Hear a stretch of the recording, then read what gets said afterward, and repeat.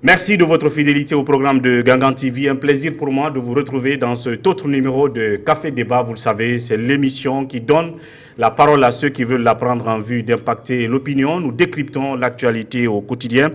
Évidemment, dans cette première partie d'émission, nous parlons toujours de Sili National, la participation de notre équipe à la CAN nationale, comme vous le savez, à la clé, avec une sortie pas du tout honorable, honteuse, accompagné de grands doutes autour de la gestion des montants qui ont été donc alloués à la participation de cette équipe à la CAN. Vous l'avez donc compris, dernière information en date, le Premier ministre du gouvernement, le Premier ministre Kassori lui-même, j'allais dire, qui demande donc d'auditer le budget de l'argent qui a été donc alloué pour la participation de la CAN, du Sili à la CAN. Pour en parler, je reçois dans ce studio Lamine Mouniouma Sissé.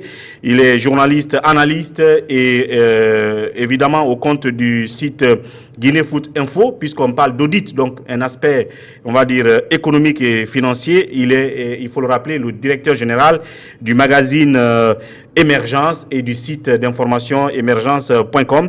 Il est l'invité de l'émission dans cette première partie. Lamine, bienvenue. Oui, merci.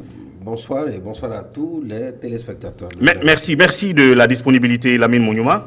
Et dans la deuxième partie, je rappelle que nous parlerons cette fois-ci éducation nationale, les examens de fin d'année et une commission d'observation indépendante de ces examens qui a donc été mise en place par des jeunes gens donc qui sont motivés de la qualité qu'il faut imprimer à ces examens et qui remontent à la surface les ratés de bout en bout, à commencer par l'examen d'entrée en 7e année, le brevet qui est en cours cette semaine et plus tard le baccalauréat. Je vais donc recevoir dans la deuxième partie pour parler de ce qui ne va pas durant ces examens nationaux, Cabinet Keita, qui est donc le président de la commission d'observation indépendante des examens nationaux. Il sera là dans la deuxième partie de Café Débat. Alors pour commencer, Mouniouma, je l'ai dit, hein, vous avez plusieurs casquettes ici.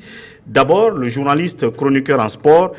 Bref, qu'est-ce que vous aussi vous retenez de cette participation du Sili à la CAN en tant qu'équipe, avant de parler de l'aspect financier qu'il y a autour de la participation de notre équipe à la CAN? Alors, si je dois résumer tout cela en un mot, la participation du Sili à la CAN, ce mot ne peut être que la déception. La déception. C'est la déception qui a suscité l'indignation et la colère au sein de l'opinion. La déception parce qu'on avait des joueurs, des individualités. Si ces joueurs acceptaient de jouer pour le collectif, on pouvait aller loin. Malheureusement, ça n'a pas été le cas, ni du côté des joueurs, mais aussi du côté du coaching, de l'entraîneur. Les choses ne se sont pas bien passées pour favoriser, pour permettre au Sili national de Guinée une participation honorable à cette Coupe d'Afrique des Nations. Et vous savez comment on a été éliminé, donc ça a fini comme ça. Alors, si vous pensez qu'il y a eu des individualités fortes, mais il a manqué l'esprit de collectif, l'harmonie entre les 11 sur le terrain, est-ce que cela est dû au fait que certains pensent qu'ils ont manqué de patriotisme, d'engagement patriotique sur le terrain pour mouiller le maillot, ou c'est parce que c'est des gens qui n'ont pas été habitués depuis un certain temps à jouer ensemble? Qu'est-ce qui a manqué? Et qu'est-ce qu'on peut, je ne sais pas, quelle est la piste qu'on peut prioriser entre ces deux aspects? Non, en réalité, moi je ne parlais pas de patriotisme. S'ils ont accepté de venir en sélection pour jouer pour l'équipe nationale, ils ont chacun, en ce qui le concerne, des agendas bien définis. Et moi j'estime que c'est déjà beaucoup.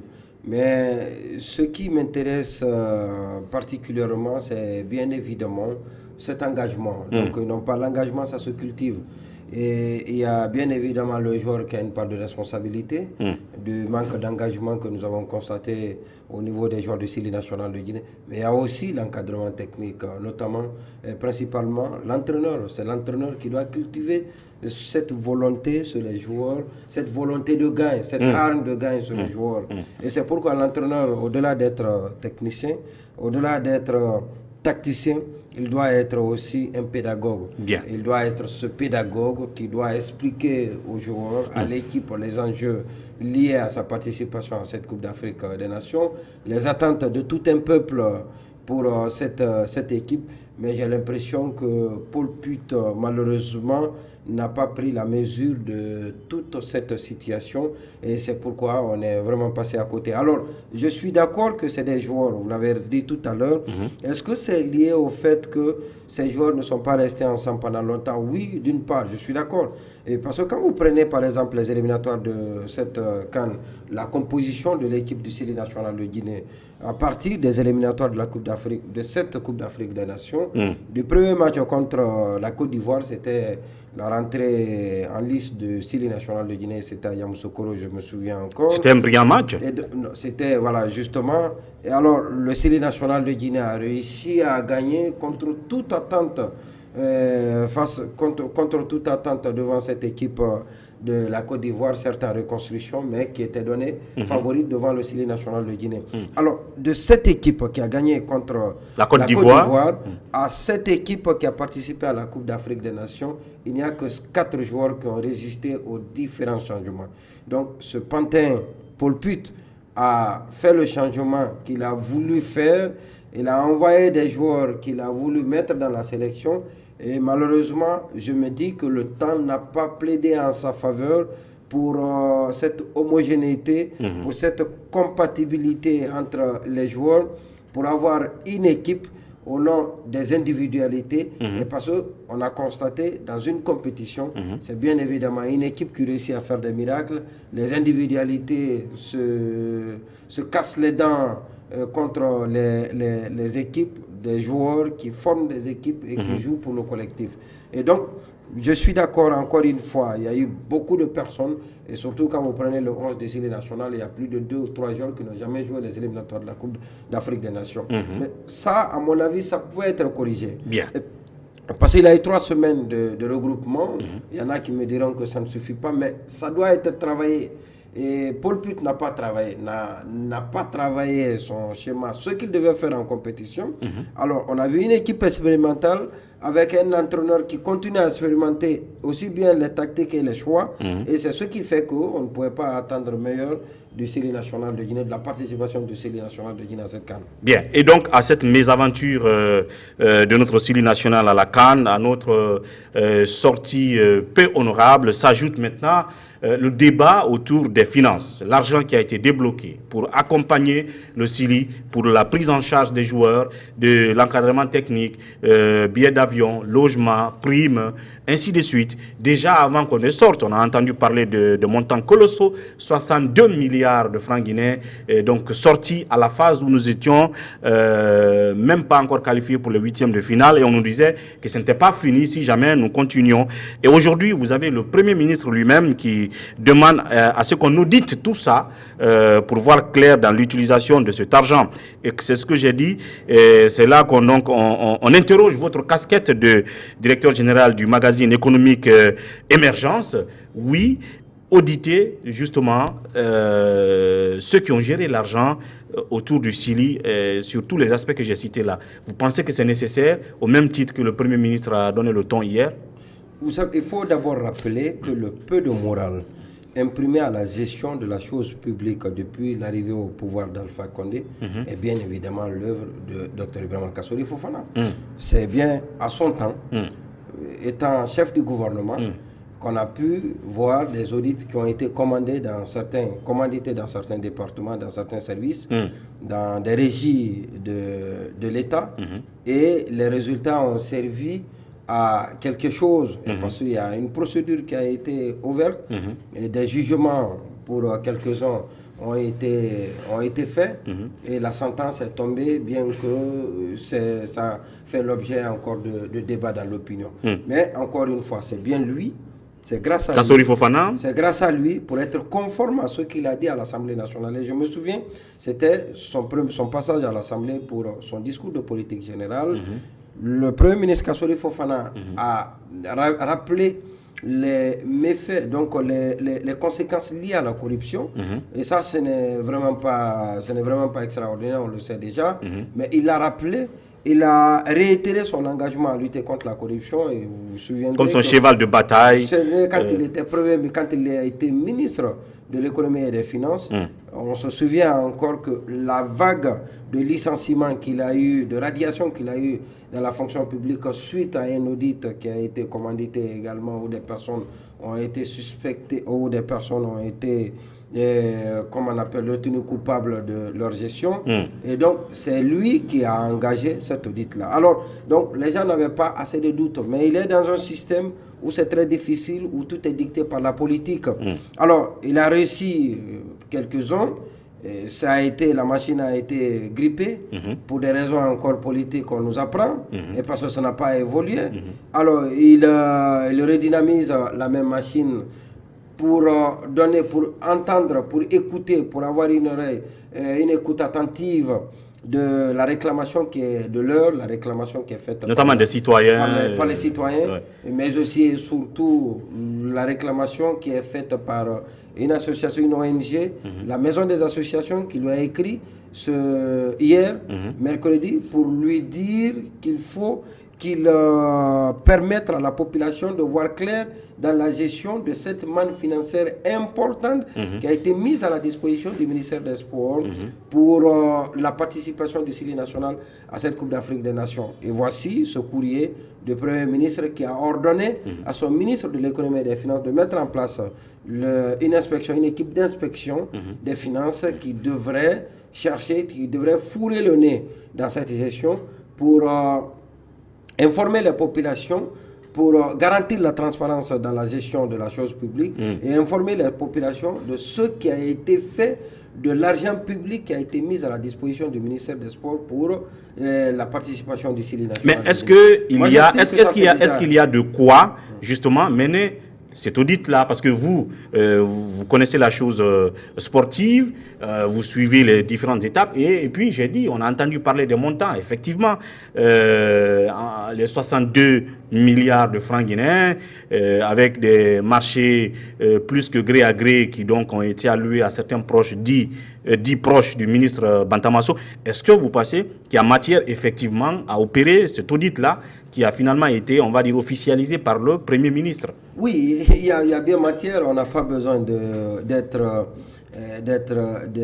une top au sein de l'administration qui avait en charge de gérer le budget de la participation de la CAN pour savoir qu'il y a des choses qui ne se sont pas bien passées. Alors, il y a beaucoup d'argent qui ont été mis à leur disposition et c'est l'une des rares fois, sinon la seule fois de ma mémoire de journaliste et de citoyen tout court, supporters du Syli national de Guinée, qu'il y ait un tel engouement et une telle mobilisation de ressources en faveur du Syli national de Guinée. Ça n'a jamais été fait. Et par avant, jusqu'à un passé très récent, jusqu'à la dernière participation du Syli national, désormais l'avant-dernière, parce que cette CAN serait désormais la dernière participation du Syli national étant éliminé de la compétition. Alors, jusqu'à l'avant-dernière en 2015, le Syli national de Guinée, le budget, tout le budget de la participation du Syli national de Guinée était fixé à 50 milliards. Les 50 milliards de francs guinéens, c'était des phases de préparation du Syli national de Guinée. C'est-à-dire que de son stage de préparation jusqu'en finale, c'est-à-dire jusqu'en finale. Alors, la finale, ça, la prime n'a jamais été définie, et parce qu'on laisse le soin au président de la République, en cas de victoire finale de l'équipe, de fixer la prime. Le montant donc de la prime. Le montant qui doit être donné aux joueurs, la prime qui doit être donnée aux joueurs. Alors donc, tenez-vous bien, pour cette CAN, et rien que pour la phase de préparation, et pour la phase de préparation, je dis bien. Préparation. Pour la phase de préparation. C'est-à-dire les matchs amicaux, là? Les matchs amicaux, la préparation, les frais liés, les dépenses liées à la préparation, au regroupement ici à Conakry, parce que l'équipe a passé 3 jours dans un hôtel de la place. Ici à Conakry, c'était la phase de regroupement. Et c'est déjà là où on a parlé, quand Diallo disait la dernière fois, on parlait de 700 millions pour Guinéens, 3 nuitées donc, concernant l'hébergement des joueurs. La phase de regroupement, ici à Conakry, dans un hôtel de la place, en passant par le stage de préparation à Marrakech, et puis la compétition sur les 2 sites qui ont abrité le Syli national, qui ont accueilli le Syli national de Guinée, à savoir, comme on appelle, Alexandrie, et lequel, pour ces dépenses qui ont été effectuées, ces dépenses, les dépenses effectuées pendant cet intervalle s'élèvent à plus de 50 milliards. C'est-à-dire que je veux bien que les auditeurs aient une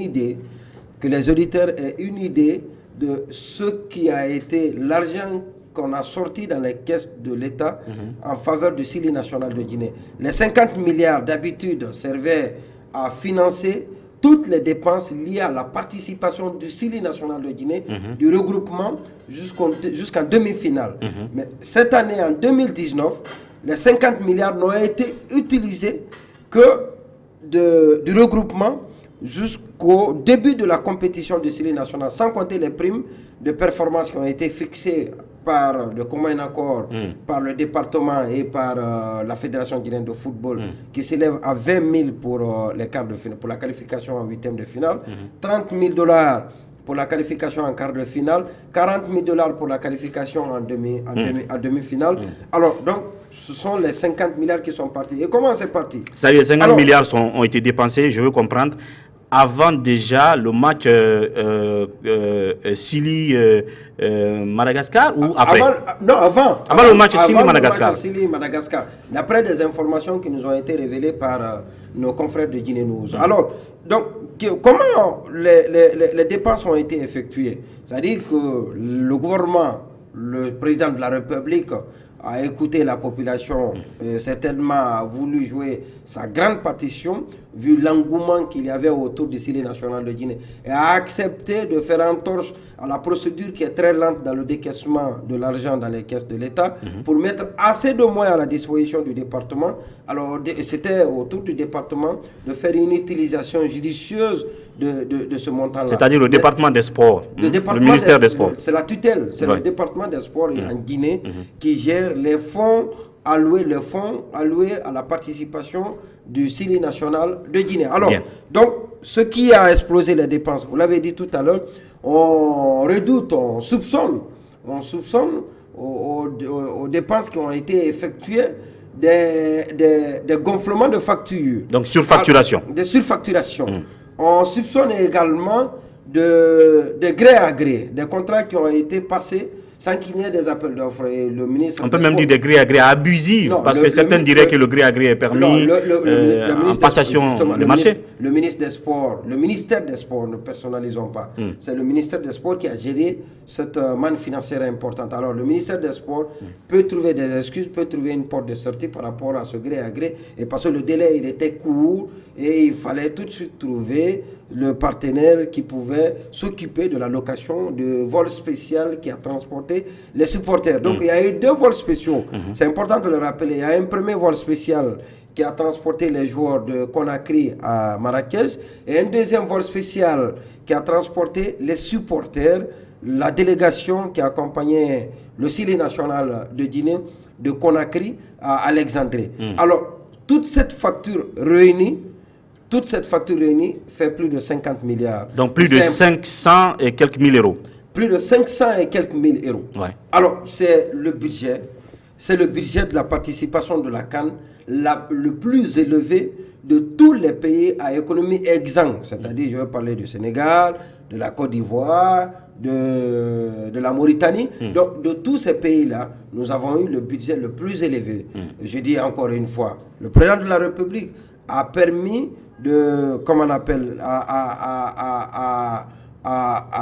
le président de la République certainement a voulu que tout se passe bien pour que le Syli national de Guinée, pour une victoire finale du Syli national de Guinée, mais il est important. Au point de donner le feu vert pour qu'on effectue les dépenses. Justement, au point de donner le feu vert, au point de lever le verrou, de la lenteur administrative dans le décaissement de l'argent, on le sait, qui est très difficile à alambiquer. Alors, donc, cet argent a été dépensé, il faut bien qu'on le chasse. Et puis, sans compter qui ont voyagé. Et comment le choix a été fait, et qui a fait voyager qui. Donc c'est important de le savoir, et ce qui a d'ailleurs irrité la population, et parce que ça n'a pas garanti une sérénité à l'équipe à Alexandrie. On a des informations selon lesquelles l'hôtel de l'équipe était souvent envahi par ses supporters, parce que moi je les appelle pour la plupart des supporters VIP, des touristes qui sont déplacés par, comment on appelle, par le biais, grâce à ce laxisme, il faut le dire, qu'il y a eu dans le choix des personnes qui devaient accompagner cette équipe. Il est important de faire du bien à ses proches. C'est important, mais on devait être beaucoup plus regardant dans certains choix. C'est-à-dire que les gens qui devaient, les gens qui devaient payer de leur poche pour se retrouver en Égypte pour supporter le Sili, se sont vus pris en charge par l'argent de l'État, alors qu'ils n'avaient pas lieu d'être. C'est-à-dire qu'en laissant des gens ici, qui étaient censés être pris en charge par cet argent. Moi, je ne suis pas dans le débat selon lequel il y a eu des communicants, et des communicants de RPG Arc-en-Ciel peuvent être aussi des supporters. Mais comme vous l'avez dit, il y a des gens qui sont censés payer de leur poche parce qu'ils ne sont pas partis pour supporter l'équipe nationale, ils sont partis plutôt pour satisfaire leur curiosité, aller visiter l'Égypte. Il y a les publications qui en font foi. Et ils répondent à aucun statut lié au Sili. Absolument. Ils ne sont pas supporters officiels. Ils ne sont pas journalistes sportifs non plus. Je suis parfaitement d'accord. Ils n'avaient rien à voir avec ceux qui devaient aller pour encourager le 11 guinéen, le 12e public, pour enchérir ou sinon comment on appelle, pour renforcer l'équipe des supporters qui se trouvent, parce qu'il y a des supporters qui ont été sélectionnés sur place en Égypte par la bénédiction, d'après ce qu'on a appris des autorités, par la bénédiction de l'ambassadeur de la Guinée en Égypte qui a la liste, qui a le répertoire de tous les Guinéens. Et aucun Guinéen ne peut refuser de venir supporter son équipe. Et ce que le département a fait, c'est leur garantir la rentrée au stade. C'est ce qui a été fait, et le transport pour rallier le stade où le Sili national devait jouer. Alors c'est ce qui a été fait. Mais tout ça doit être passé à peine fait. Bien. Et c'est important. Et c'est pourquoi la décision de Kassouri, elle est salutaire. Alors, est-ce qu'en parlant de cette décision de Kassouri d'instituer une commission d'inspection pour auditer tout ça, est-ce que le ministre Bantamasso pourrait se voir éclaboussé dans tout ça? Parce que comme on le voit, on le sent, tout se passe autour de lui. Bantama lui-même était justement au Caire, accompagné bien entendu de sa femme, d'autres disent même de toute sa famille. Et dans cette affaire de passation, par exemple, de marché des billets d'avion, on entend dire qu'il serait lié à tout ça parce qu'il aurait donné ce marché à une de ses proches, en tout cas à quelqu'un de la famille, intimement lié au ministre lui-même. Si tout ça est prouvé, ça reste encore comment on appelle ça, ça reste encore des doutes. Ça pourrait l'éclabousser en quelque sorte. Oui, moi je ne vais pas m'inscrire dans cette logique. Et je ne peux pas être en phase avec ceux qui, à bout portant, veulent tirer sur le ministre. Alors ce qui est important, c'est ce qui a été initié par le Premier ministre, Dr Ibrahima Kassouri Fofana, qui est conforme à sa volonté de garantir la transparence dans la gestion de la chose publique. Mais est-ce que ça peut marcher? Parce que oui, on va en parler tout à l'heure. Vous l'avez dit déjà, il y a des audits qu'il avait commandités dans certaines régies. Après un moment, on a bloqué. Parce que c'est des RPGistes qui se trouvent derrière, c'est des caciques du parti qui sont dans ces régies. Maintenant que Kassouri veut qu'on audite un montant qui était géré par Bantamasso, fils idéologique d'Alpha Condé en quelque sorte. Est-ce que vous pensez que ça pourrait marcher? Non, on va en parler tout à l'heure, jusqu'où peut aller ce processus-là. Alors non, d'abord c'est par rapport à la première question que vous avez posée. Bantama est parti avec, on dit que Bantama est parti, non mais c'est pas mal en soi. Le contrat a été donné par un proche de Bantama. Tout ça ne me pose pas de problème. Ah, ça pose problème, hein? Non, ça ne me pose pas. Oui, ça pose problème. S'il prend le marché des billets pour donner à un frère, à une soeur ou à une femme, sans respecter la procédure, et que cela s'élève à 32 milliards de francs guinéens, vous avez touché à la chose. Évidemment, la procédure. Non, la procédure. Donc c'est ce qui est plus important. Donner le contrat à un proche, donner le contrat à une campagne, donner le contrat à je ne sais quoi, ou quelqu'un de toutes les façons qui vous est proche, moi, ne me pose pas problème. Vous l'avez dit tout à l'heure, vous avez touché du doigt la plaie, c'est la procédure. Est-ce que la procédure a été respectée? C'est une chose, et c'est pourquoi l'inspection a été mise en place, cette commission d'inspection a été mise en place. Est-ce que la facture qui a été présentée à l'État, cette facture, la facture n'a pas été surfacturée? Effectivement. Le montant qui a été présenté à l'État et que l'État a payé à ses prestataires, est-ce que ce montant n'a pas été gonflé à volonté par des gens à qui on a donné ce contrat de marché, donc à qui on a donné ce marché? Ça, c'est des questions qui sont importantes, qu'on puisse que l'inspection doit poser, mais si ça suscite assez d'inquiétude, que les gens se préoccupent de qui on a donné le marché, parce que généralement quand on donne le marché à un proche, on a du mal à être regardant, à être exigeant, et du respect de la clause contractuelle, mais aussi du respect des paramètres qui garantissent sans doute la transparence ou la crédibilité du marché qui a été cédé, donc qui a été donné. Alors, maintenant, ce qui est important, c'est de nous dire comment on a fait, qu'est-ce qu'on a fait de l'argent. Les vols spéciaux qui ont été affrétés par le ministère, et qu'il faut remercier, de passage, parce que ça n'a jamais été fait. L'équipe nationale en avait besoin, les supporters aussi. Les vols spéciaux qui ont été affrétés, combien ont coûté aux contribuables guinéens ces vols spéciaux, à qui et comment ça a été négocié, ça c'est une bonne chose. Les supporters qui sont partis, la gestion des primes des supporters. Vous savez, des supporters qui sont partis ont été pour la plupart considérés comme étant des missionnaires de l'État. Et nous savons ce qu'un missionnaire de l'État, en mission de l'État, doit avoir dans une mission de l'État. Comme prime. Combien ont-ils reçu et combien ils ont facturé l'hébergement et la nourriture des supporters sur place, des joueurs également. Parce que s'il est dit que, permettez-moi de vous arrêter, Lamine, s'il est dit qu'un missionnaire de l'État, donc dans ce cas d'espèce, un supporter doit avoir $2000 pour la mission, évidemment, c'est la ligne là qu'on va décaisser au ministère, $2000 par supporter, et qui se trouve qu'on aille donner $900, qu'on aille donner $500 à un supporter, ça veut dire qu'on a imputé $1500 en quelque sorte. C'est un exemple. Oui, attendez, il faut qu'on refuse l'amalgame, de créer l'amalgame dans certaines situations. C'est vrai qu'on passionne de voir clair dans la gestion, mais ça nous autorise pas. Non, c'est un exemple que j'ai donné de tout ce qui est confus dans la chose.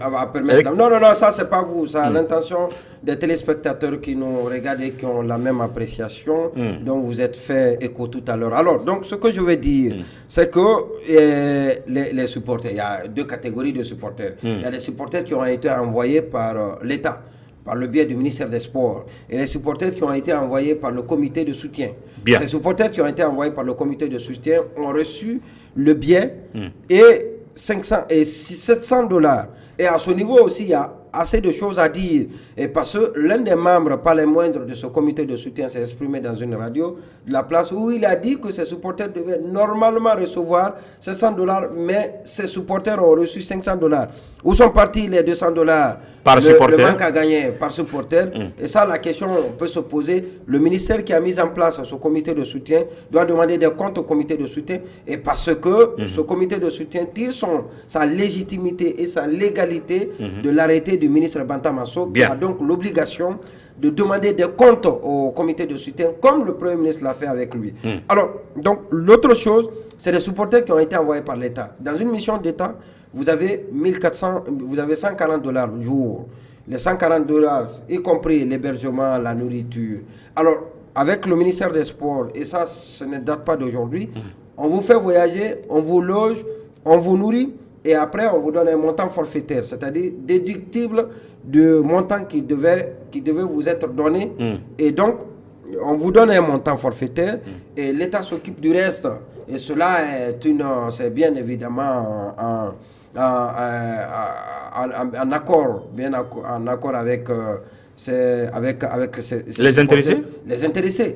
Et maintenant, ce qu'il faut savoir, la facture, l'hébergement, la nourriture des joueurs et des supporters, et parce qu'on nous apprend que la nourriture, les supporters n'avaient droit qu'un seul repas par jour, c'est le petit déjeuner. Et ça, c'est une règle d'or dans les hôtels. Si vous payez à l'hôtel, vous avez droit qu'au petit déjeuner. Vous n'avez droit au petit déjeuner. Donc, on ne peut pas dire que la nourriture a été payée pour les joueurs. Les supporters. Si ça existe, si ça va exister sur les lignes qui vont être présentées par le département comme étant des dépenses qui ont été effectuées au Maroc et en Égypte, et là on peut rétorquer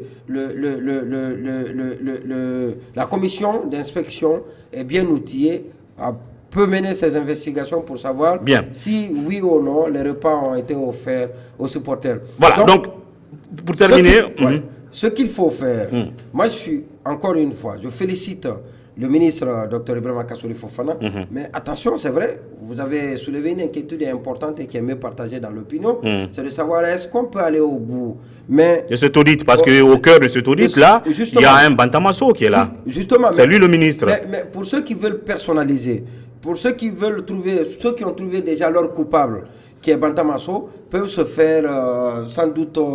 il ne peut pas être loin de tout ça. Il est au cœur de la machine. Non, il est au cœur parce que c'est le premier responsable. Il se peut qu'il ne soit pas au courant de tout ce qui est... Non, ça on ne peut pas être d'accord là-dessus. Non, il ne se peut pas qu'il ne soit pas au courant. Bantama est au début, à la fin de tout ça. Non, je dis, il se promène avec le DAF du ministère. Oui. Le ministre du budget était avec lui. Je dis, d'accord. Le ministre du budget était avec lui. Donc ils sont tous là-dedans et on ne peut pas être à côté. Je dis bien qu'il se peut. Et je n'ai pas dit qu'il n'est pas lié à ce qui s'est passé. Il se peut qu'il ne soit pas lié. Alors, ce qui peut éclairer nos lanternes par rapport à cette gestion, encore une fois, qui fait l'objet de polémiques, de doutes, c'est bien évidemment le rapport de l'inspection, et Kassory l'a exigé 2 semaines après. On va donc attendre ce rapport de l'inspection. Bref, je vais dire, on peut dire que globalement, les montants, est-ce qu'on peut dire qu'on avait atteint quelque chose de 80 milliards ou 70 milliards? Parce que pour la Côte d'Ivoire, certains disent aussi que 4 milliards de francs CFA pour toute la participation de la Côte d'Ivoire, ça pourrait faire 72 milliards. Donc du coup, cela pourrait dépasser au stade où on parlait de 62 milliards, ce que la Guinée a dépensé. Étant donné qu'on est allé au-delà, et sans parler du retour et tout, est-ce qu'on peut dire que nous, on pourrait se retrouver devant une bagatelle de 80 milliards ou 90 milliards de francs guinéens dépensés? On a entendu des dépenses, c'est bien évidemment... Je m'adosse à cette révélation qui a été faite par nos confrères de Direct News. Il y a des dépenses qui ont été révélées à couper le souffle. Et parce que quand on nous dit que 3 jours d'hébergement dans un hôtel de la place ont coûté 700 millions de francs guinéens à l'équipe, ça c'est vraiment... on peut bien se poser assez de questions. Quand on dit que le voyage c'est plus de 5 milliards, ça on peut se poser assez de questions. L'hébergement à Marrakech, on entend des chiffres, plus de 200 et quelques millions de francs guinéens. Ça, on peut se poser vraiment des questions. L'hébergement au Caire et à Alexandrie, des milliards ils sont annoncés. On peut vraiment se poser assez de questions. Les primes. Et vous avez vu, c'est pourquoi je n'ai pas aussi apprécié les primes indûment payées aux joueurs. C'est les primes des matchs de préparation. Nulle part dans le monde entier on paye ces primes. C'est-à-dire combien? 9 000 $ par joueur. Est-ce que ceux qui ont reçu les primes, ce sont les ayants droit? Ça c'est important de le dire, et parce qu'il arrive. On a cette expérience en Guinée depuis très longtemps. Je suis sur Syli national de Guinée, je suis dans ce football il y a très longtemps. Il arrive parfois qu'on gonfle la liste à transmettre au département pour avoir, comme on appelle, dans cette liste où il y a des fictifs. Et donc, au département, on se le partage. Ça s'est passé par le passé. Je n'ai pas dit que cela encore est d'actualité, mais on a tenté de rendre plus vertueuse. Donc les primes de préparation, l'inspection doit voir aussi. Oui, effectivement. Et parce que les primes de préparation, les primes par exemple de qualification ont été fixées à 30 000 $. Les 30 000 $ correspondent aux 6 matchs qui ont été disputés par chacun des joueurs, par des joueurs du Syli national de Guinée. C'est-à-dire que si vous disputez un match, vous avez 5 000 $. Donc les 6 matchs disputés vous donnent le droit de percevoir 30 000 $. Mais il arrive que les joueurs, il y a des joueurs qui n'ont disputé qu'un seul match et qui ont droit à 5 000 $. Est-ce que ça a été signalé? Est-ce qu'au retour aux finances, on a dit au budget que oui, ce sont ces joueurs qui ont eu 5 000 $? Et parce qu'il arrive, par le passé, que la liste alignée des joueurs alignés, et devant ces joueurs, on voit le même chiffre, le même montant écrit, pourtant ce n'est pas le même montant qui est perçu par les joueurs. Donc, ce sont entre autres des choses qu'il faut tirer au clair pour éclairer la lanterne de nous, population, qui avons accepté que notre argent soit mis dans cette, comment on appelle, soit donné au Syli national de Guinée, soit donné au ministère des Sports pour garantir à notre équipe nationale une bonne participation. Voilà. Je pense que c'est un autre chapitre, sinon on peut un autre épisode du feuilleton Syli national à la CAN 2019, parce qu'il y a la phase aussi de la gestion des 9 milliards mobilisés par le comité de soutien. Ça ne doit pas aussi passer inaperçu. Donc ça fait franchement une histoire un peu complexe. Ce n'est que le début, on pourrait revenir là-dessus, et nous sommes largement donc au-delà de cette première partie de l'émission. Peut-être un bout de phrase sur la fédération. Est-ce que là-dedans, la fédération peut être écartée de toute cette ambiance qu'il y a liée à l'argent? La fédération n'a rien à voir. Et puis, bref, pour terminer maintenant, vous connaissez Antonio Soare. Aujourd'hui, beaucoup lui tirent dessus à boulet rouge. Non, c'est pas cette réaction qu'on devait attendre de lui au cœur là-bas, à venir charger Paul Put à 100% de la responsabilité de cette mésaventure. En 30 secondes, ces deux aspects-là. Non, la fédération n'a absolument rien à voir dans la gestion des finances, de la participation. Non, pas du tout. C'est le ministère, vous l'avez rappelé tout à l'heure, et même les primes étaient payées par le DAF. Le DAF se déplaçait, le DAF, c'est la banque ambulante, le DAF se déplaçait avec ce pactole pour aller payer les joueurs. Tout était payé par le département, absolument rien par la fédération guinéenne de football. Donc moi je présume, et je peux le dire que la fédération guinéenne de football n'a pas grand-chose à voir dans la gestion financière, sinon n'a rien à voir dans la gestion. Maintenant, la gestion technique du Syli national de Guinée, oui, c'est la fédération, ça c'est pas le département. Si le Syli national de Guinée ne produit pas de résultats, il ne faut pas chercher le coupable ailleurs, le coupable c'est la fédération. Et la fédération a lieu aussi de trouver son coupable. Le coupable, c'est l'entraîneur à qui on a assigné des objectifs. D'où cette sortie d'Antonio Soare. Comment vous la qualifiez? Non, j'ai pas trouvé, j'allais apprécier, applaudir la sortie d'Antonio Soare. Si après cette sortie, il prenait une décision contre l'entraîneur, il n'avait pas à attendre un rapport de l'entraîneur, surtout que les révélations qui ont été faites par lui sont suffisamment accablantes que cela ne devait pas permettre à l'entraîneur de rester une minute de plus à la tête du Syli national de Guinée. Pourtant, il y est encore. Comme je le dis, ce n'est qu'un début. On vous aura encore au fur et à mesure que cette inspection continuera. Et quand le débat sera officiellement ouvert aussi autour du rapport que le comité de soutien devra présenter quant à la gestion de ces quelques 8-9 milliards mobilisés. Merci Lamine d'être passé. À très bientôt. C'était un plaisir. Merci beaucoup. Merci bien. Alors tout de suite dans la deuxième partie de cette émission pour 10 minutes chrono avec le deuxième invité, Kabinet Keita, pour parler des examens, leur déroulement, les ratés que nous constatons. Et vous le savez déjà, dans le brevet on parle de soit fuite de sujet ou de copie tout simplement. Nous reviendrons là-dessus juste après quelques secondes. Merci de nous retrouver donc dans cette deuxième partie d'émission. Pour 10 minutes chrono, on parle d'éducation, examens de fin d'année, les examens nationaux bien sûr, vous le savez, qui sont toujours placés sous le sceau de tolérance zéro, plus de fraude, ainsi de suite, qu'est-ce que vous voulez, tout ce que vous voulez comme indice de performance, sauf que déjà nous apprenons des ratés depuis l'entrée en 7e année. Qui de mieux pour nous parler de cela que des jeunes qui se sont engagés à observer de façon indépendante le déroulement de ces examens nationaux, et c'est pour cela que nous donnons la parole à Kabinet Keita, qui est le président de la commission d'observation des examens. Kabinet Keita, bienvenue sur ce plateau de Café Débat. Merci M. Ouri, c'est une première fois et je me réjouis. Merci de la disponibilité.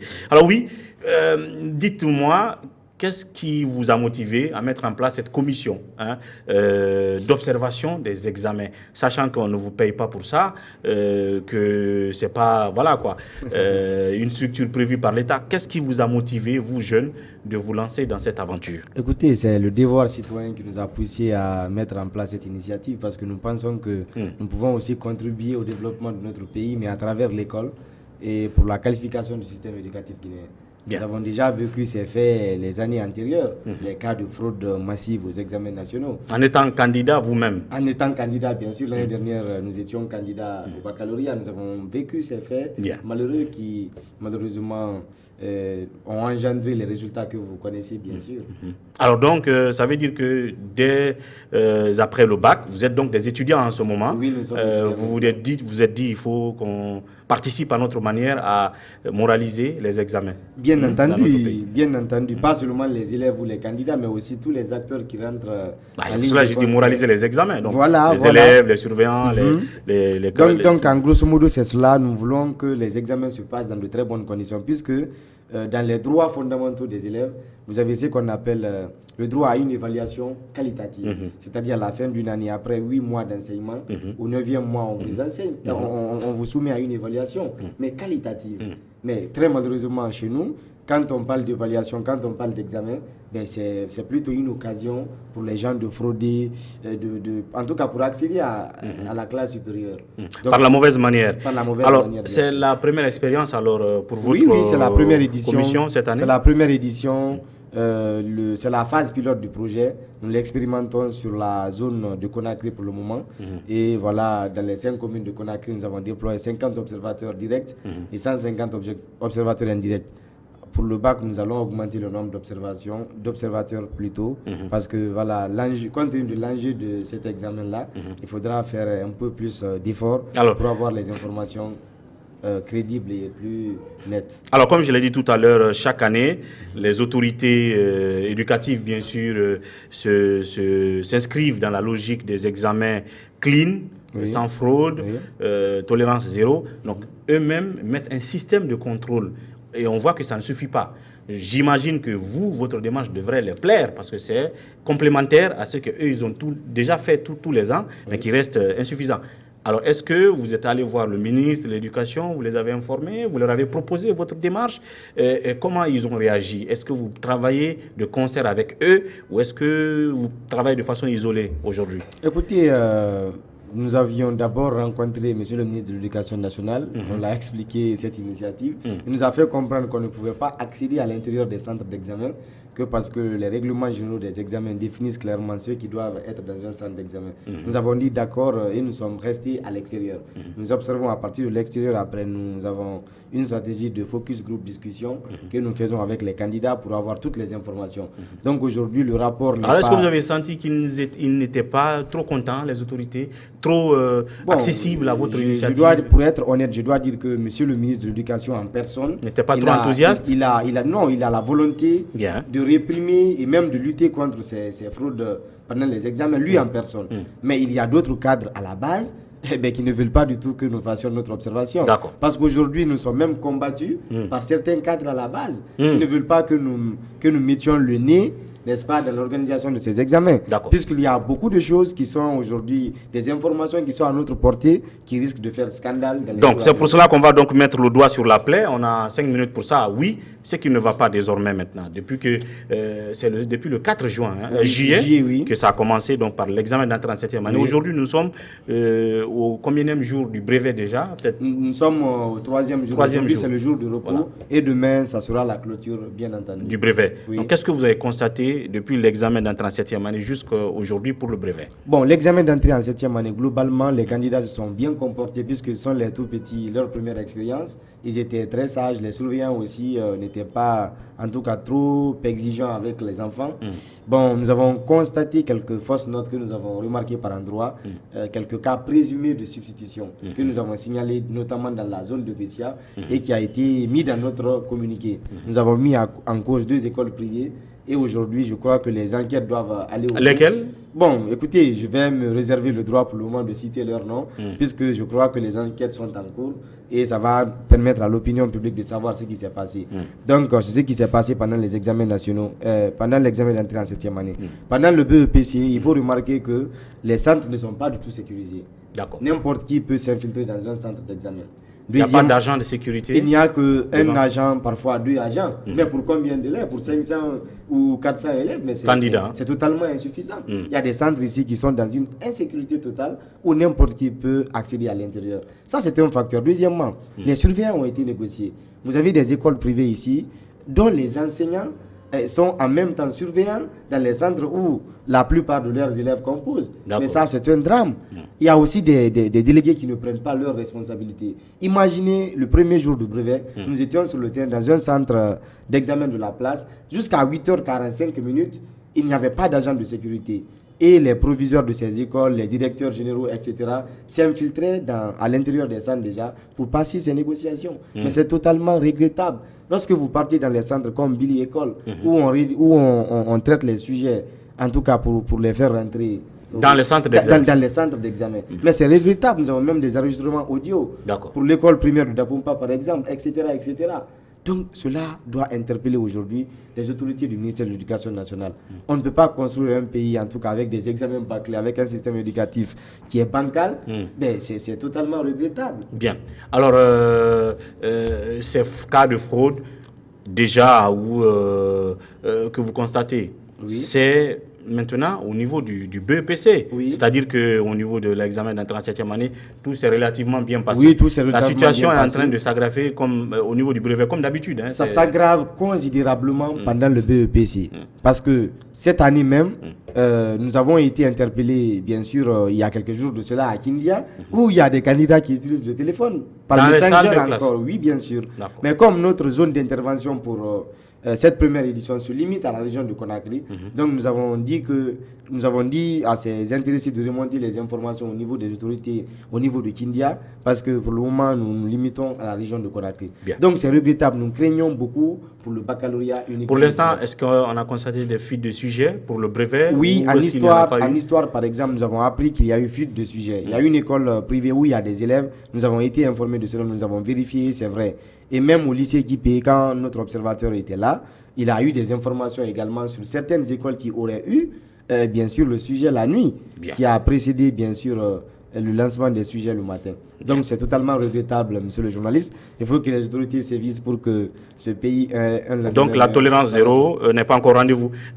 Pour terminer, comment vos observateurs font pour passer inaperçu autour des centres d'examen, pour ne pas être vus comme observateurs, parce que pour les comment on va dire, pour les chefs, comment vous les appelez, les responsables de centre, les délégués ou pour certains surveillants qui sont de connivence avec des élèves fraudeurs, ça peut les gêner, la présence de vos observateurs. Comment est-ce qu'ils font pour ne pas être vus? Bon, nous avons donné une consigne très ferme à nos observateurs. Tu n'es pas obligé de dire comment vous vous habillez. Vous vous habillez. Oui, il y a une façon de faire pour ne pas... Oui, il y a une façon de faire, en tout cas pour avoir les informations nécessaires. Et ne pas être... et ne pas être directement vu, parce qu'il y a des gens qui nous ont même menacés. Depuis 3 jours, personnellement, j'étais cloué à la maison. Et j'étais obligé de me cacher un peu pour être à l'abri. Donc nos observateurs, ils font très attention sur le terrain, mais je vous assure que nous avons un réseau de renseignements qui nous permet d'avoir des informations exactes sur tout ce qui se passe pendant ces examens. Et nous vous promettons que dans les jours à venir, nous mettrons sur la place publique d'autres informations qui seront accablantes, bien entendu. Nous serons toujours disposés, évidemment, à relayer ces informations, puisque tout ça aussi participera de la moralisation de nos différents examens qui, depuis plus au moins 3 décennies, complètement sont, comme il l'a dit tout à l'heure, bâclés, des examens qui nous sortent des élèves à niveau assez bas. En tout cas, nous vous recevrons à d'autres occasions, si jamais le ministère de l'Éducation n'est pas intéressé par les rapports qui sera fait par cette commission d'observation des examens, par ces jeunes gens qui font un formidable boulot. Nous serons là pour mettre ce rapport sur la table, pour que tout le monde le sache et pour que l'information parvienne à la première personnalité qui a intérêt qu'il y ait des résultats fiables dans notre pays, c'est-à-dire le président de la République, parce que c'est à lui qu'on montre les résultats finaux avant de les rendre officiels. Donc il a intérêt en amont de savoir quels sont les ratés de ces examens. Cabinet, merci et courage pour la suite. Merci à très bientôt. Merci, M. Ouri. À vous, merci de votre attention. C'était tout pour ce numéro de Café Débat. À demain pour un autre numéro. D'ici là, prenez soin de vous et au revoir.